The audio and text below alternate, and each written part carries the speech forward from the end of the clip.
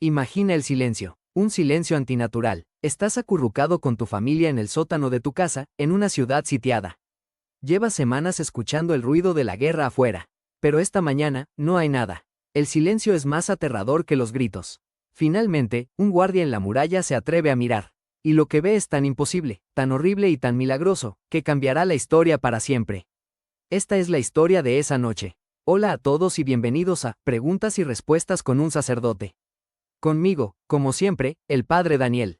Y hoy, Padre, vamos a sumergirnos en una de las historias más dramáticas y aterradoras de toda la Biblia, que se encuentra en 2 Reyes y en el libro de Isaías. Para entender la magnitud del milagro, primero tenemos que entender la magnitud del monstruo. Llévenos al año 701 a.C.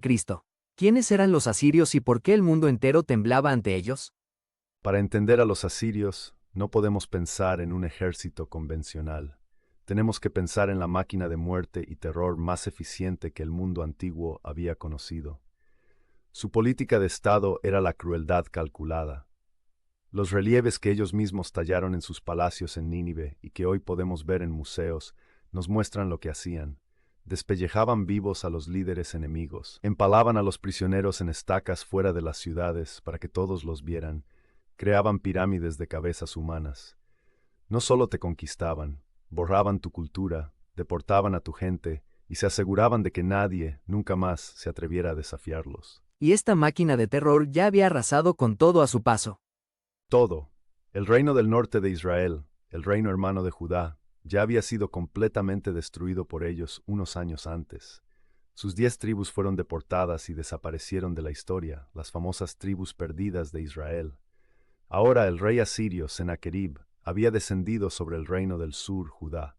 Conquistó 46 de sus ciudades fortificadas. La Biblia dice que era como una inundación que llegaba hasta el cuello. Y ahora todo lo que quedaba, el último bastión de la fe en Yahvé, era la ciudad capital Jerusalén con su rey Ezequías. Estaban completamente rodeados, humanamente era el fin. Y Sennacherib no se contentó con un asedio militar. Lanzó una ofensiva psicológica. Una de las más brillantes y blasfemas de la historia. Envió a su más alto oficial, el Rabsaces, que además hablaba un hebreo perfecto para que cada persona en la muralla lo entendiera. Y su discurso, que la Biblia registra con gran detalle, fue diseñado para destruir la fe. Primero, se burló de su poder militar. ¿Creen que tienen estrategia y fuerza para la guerra? Son solo palabras vacías. Luego se burló de sus alianzas políticas. Confían en Egipto, esa caña cascada que se quiebra y atraviesa la mano del que se apoya en ella. Y finalmente fue por el golpe de gracia, el ataque al corazón de su fe. Atacó directamente a Dios. De una manera brutal. Primero, intentó usar a Dios a su favor, diciendo, Jehová mismo me dijo que subiera y destruyera esta tierra. Y luego, lo tiró al mismo nivel que los ídolos paganos, gritando, no dejen que Ezequías los engañe diciendo, Jehová nos librará. ¿Acaso alguno de los dioses de las naciones que mis padres destruyeron pudo librar a su pueblo de mi mano? ¿Dónde están los dioses de Samaria? ¿Creen que su Jehová puede librar a Jerusalén de mi mano? El desafío era total. Estaba diciendo, su Dios es tan inútil como todos los demás ídolos que ya hemos derretido. Es difícil imaginar el terror y la crisis de fe que esas palabras debieron causar en la gente que escuchaba desde la muralla. Ante esta situación desesperada, ¿qué hace el rey Ezequías? Hace lo contrario a un rey guerrero. No se pone su armadura, se la quita. El texto dice que rasgó sus vestiduras, que es el signo externo de un corazón completamente roto. Se vistió de cilicio, una tela áspera de luto y penitencia, y no fue a la sala de guerra, fue al templo del Señor. Y envió a sus oficiales, también vestidos de cilicio, a buscar al único hombre que podía tener una palabra de parte de Dios, el profeta Isaías. Y luego, él mismo reza. Sí, y su oración es una obra maestra de fe. Toma la carta con las amenazas de Sennacherib, la desenrolla delante del altar y le dice a Dios, en esencia, Señor, esto no es sobre mí, esto es sobre ti. Él te ha insultado a ti. Es verdad que ha destruido a esas naciones y ha quemado a sus dioses, porque no eran dioses, eran obra de hombres. Pero tú eres el único Dios. Ahora sálvanos, no por nosotros, sino para que todos los reinos de la tierra sepan que solo tú eres el Señor. Él pone el honor de Dios en el centro de la crisis. ¿Y cuál fue la respuesta de Dios a través de Isaías? Fue una de las profecías más audaces y específicas que se pueden imaginar.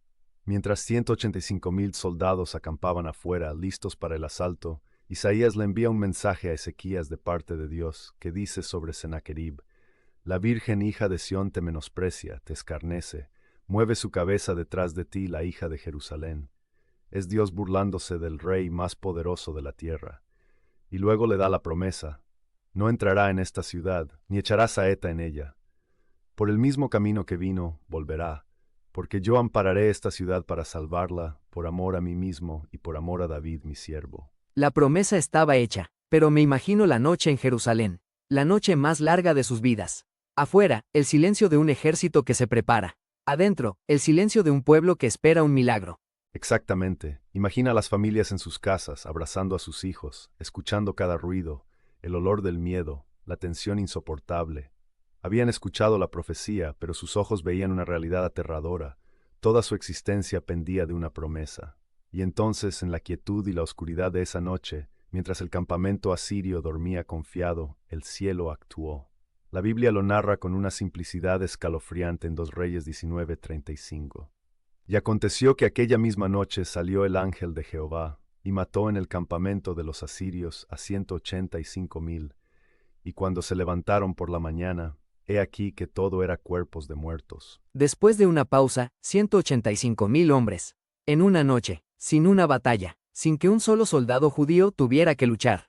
Imagina el amanecer, el guardia en la muralla esperando el sonido de las trompetas de asalto y no escuchando nada, el silencio, un silencio de muerte.